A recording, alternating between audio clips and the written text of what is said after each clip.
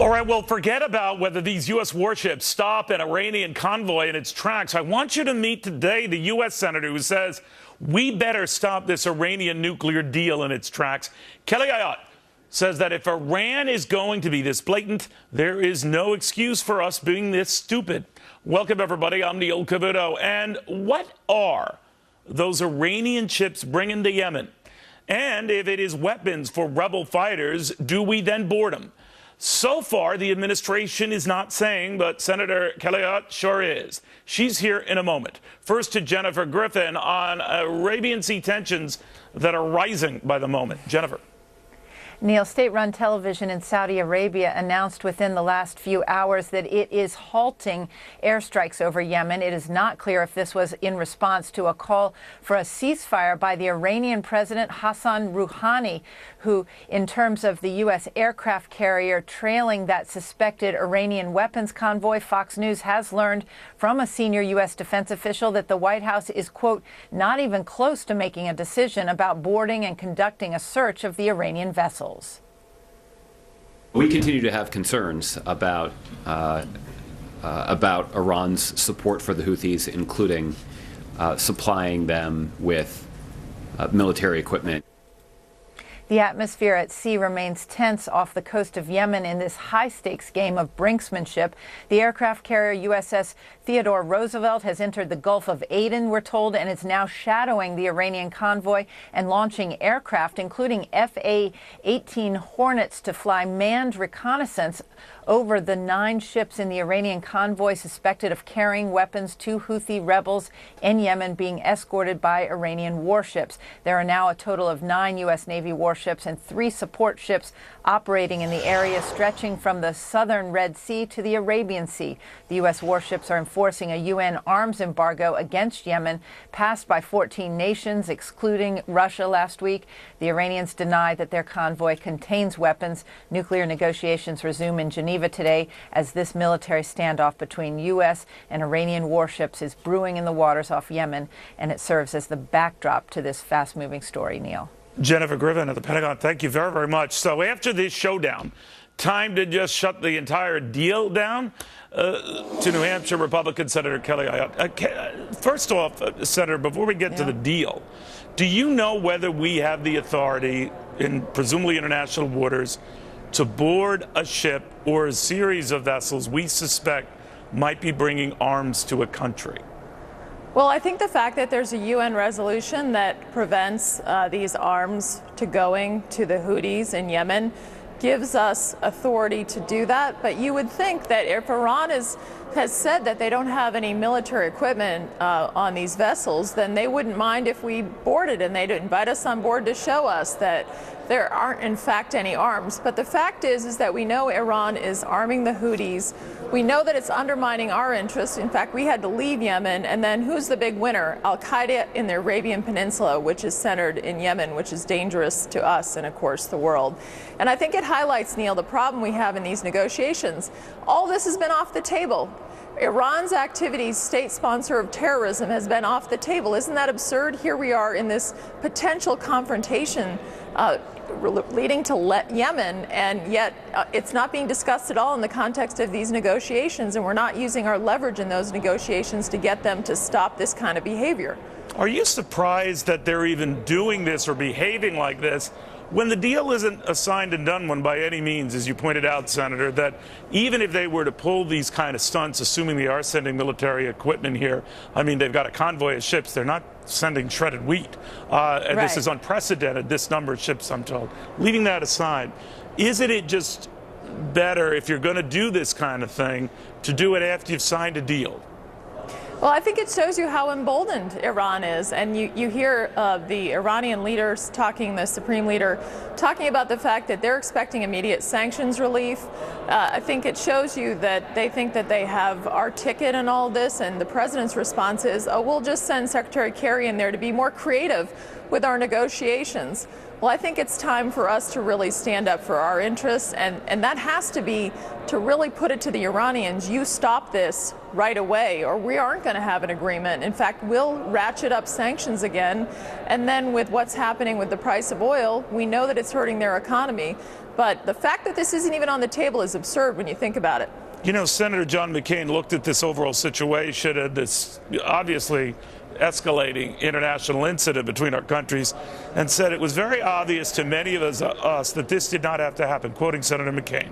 We did not take care of the regime that was in place, the president that was in there, talking about Yemen. It is a symptom of our failure throughout the Middle East. What did you make of that? I have to agree that we've seen a consistent pattern with this administration where we don't get engaged in supporting our friends forcefully enough, and so the problems that flow from there is that our friends aren't able to rely on us, and then our enemies feel emboldened. And you see how emboldened Iran is right now. You also see how emboldened Russia is with the sales they're now trying to make to Iran. They undermine our interests, and you think about that, and the president is not coming down on Russia on that either. All right, you mentioned earlier that the suspicion is such that there are weapons or supplies for some of these rebels on these ships that and our suspicions are strong that we should board them. Isn't that playing into maybe Iran's hands here if they are, you mentioned Russia, trying to tempt us into doing just that to make this a bigger international incident? Well, I think that Iran is going to be the loser of all of this.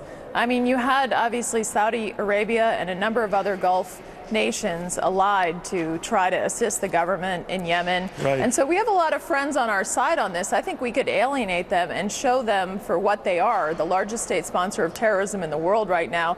It's undermining what the UN has said about this situation. So I actually think that we have more people on our side on this, and that the world is against them on this issue. You know, when it came to this, not everyone is singing from the same choir book on these type of issues, as you know, Senator, even within the Republican Party. Senator Lindsey Graham, for example, had criticized Senator Rand Paul on how he flip-flops on these issues. Senator Paul then was asked about that criticism with my friend Bill Hemmer. Here's what he had to say. But I'm the only one actually standing up and saying the war in Libya was a mistake. The bombing of Assad would make ISIS stronger. The arms to the Islamic rebels would make ISIS stronger. So I'm really the one standing up to President Obama, and these people are essentially the lapdogs for President Obama, and I think they're sensitive about that. He was essentially saying Senator John McCain and Lindsey Graham were lapdogs and are lapdogs for the president. What did you think of that? Well, I think you can ask the current administration.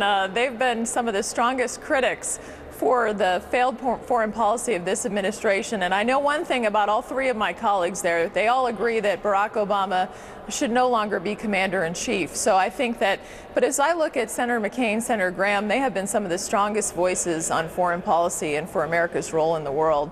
And I think it demonstrates, if you look at what we're facing right now, that the failed leadership of this administration has put us in this situation where in this confrontation right now with Iran, the negotiations that we're engaged in, the Iranians, it seems to me we came into it with a strong position, but the Iranians are the ones that keep moving the terms of this potential agreement, and yet we seem to be acceding to that, and all to the detriment of our interests and the safety of the world. So you think Rand Paul went a little too far with that lapdog comment? I think that, that's just not the case. Obviously, both of them have been such strong leaders on national security, and they've stood up to the administration time and again for what America's role should be, and that America needs to lead, or we see what's happening in the chaos around the world and how our friends feel left out, and that our enemies feel emboldened. Do you think that Senator Rand Paul is a little too thin-skinned? He gets a little too rattled, he just starts popping off? No, I think that you can have lively disagreements on a number of issues, and I think that's one of the things you see happening within our party with a robust Republican presidential primary happening right now, as opposed to the other side where there's... I don't hear too many Republicans in Ronald Reagan's rule ever call other Republicans lapdogs, right? I firmly believe in Ronald Reagan and all of us working together and for the country. So I would have to say I'm in that camp as well, Neil. All right, and you stay above the fray, and I admire that, Senator. I do not, by the way, so I get right in it. But, Senator, let me step back and get a little. There's been talk here that part of this deal, if it ever were to come into place, is Iran gets essentially a $50 billion bonus, that if you were to put a number to all the sanctions that are unfrozen, it amounts to $30 to $50 billion, which is like a big signing bonus for them. What do you think of that and what it takes to trigger that? Apparently, it doesn't mean approval of the whole deal. It can mean just approval of part of the deal. Yeah, I think that's unclear. What the administration seems to be moving the potential terms of the framework on that, and the fact that they could get this $50 billion bonus is very concerning, because what are they going to do with that money? That's what they want. This money can be used to fuel terrorism, can be used to further fuel this conflict in Yemen, support for the murderous Assad regime, Hezbollah undermining Israel's interests and our interests. And here we are, we're not even expecting them to fully perform to dismantle their program, which is what we should be asking them to do. And we're not asking them to stop their terrorism in the region, which is causing this confrontation right now. Well, I don't know the details of the deal, Senator. You probably do far better than I ever will. But I do see the Iranian regime continuing to say death to Israel, continue to say death to America, right, continuing to say we're everything but pond scum, continuing to meddle in and around the Yemen area, continuing to fund ISIS elements throughout the Middle East. Continuing to behave very badly, undermining our national security interests. That's my bigger point. The optics alone don't look good. That if you were going to adhere to a deal, you'd at least, before anything is committed, appear to be behaving. If they're not, what does that tell you about how they might behave after such a deal, should it ever come to pass, is signed? I think it's a huge problem, Neil, because here you would think that they would want to be on their best behavior so that they could get this agreement and get the sanctions relief, yet they're doing all of these activities that are very, very bad for our interests and undermining our national security interests. And so we're going to expect much worse behavior, as I see it, after this deal is inked. And also, the bottom line is, if we're going to give immediate sanctions relief, what kind of leverage do we have to get them to stop their behavior?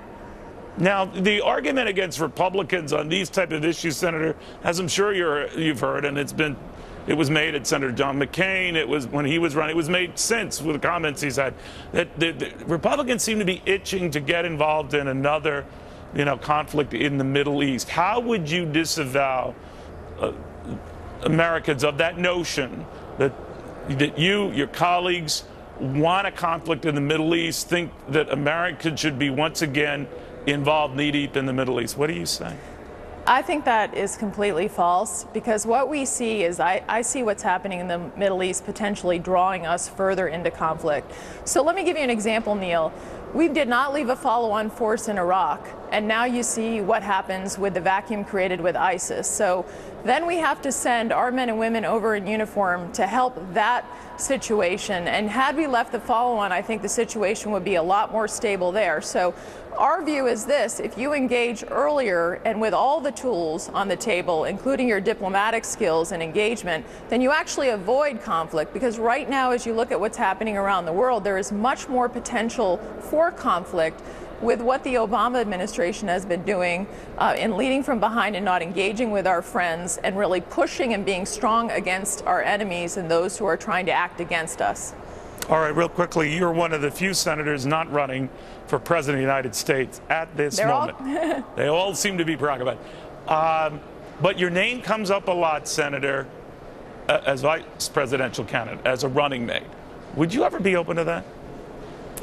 I'll tell you what I want to do, Neil. I want to represent the people of New Hampshire, and that's my focus. So that's what I desire to do, and every day represent their interests, make sure this country remains safe, which is the issues that I work on the Armed Services Committee. So that's where I'm going to continue to work. All right. I tried to get something out of you there. All right, Senator, it's always a pleasure. Try. Thank you very Neil. much. Senator Kelly. All right, now to the TSA cracking down, not on airline passengers. Try airline workers.